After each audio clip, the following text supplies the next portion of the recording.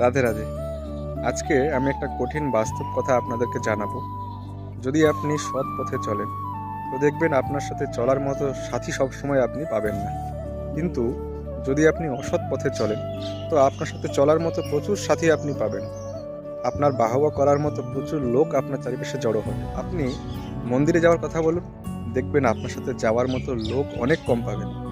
ঠিক সেই জায়গাতেই আপনি যদি ড্রিঙ্ক বার পার্টিতে যাওয়ার কথা বলেন, তো দেখবেন আপনার সাথে যাওয়ার লোকের অভাব হবে না।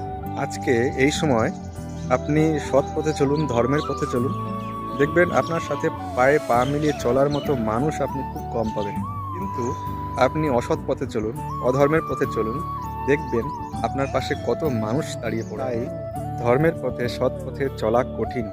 একাই লড়তে হয়, অনেক কিছু সহ্য করতে হয়, অনেক কষ্ট পেতে হয়, কিন্তু সেই সময় আপনার সহযোগী শুধুমাত্র ভগবানই হয়।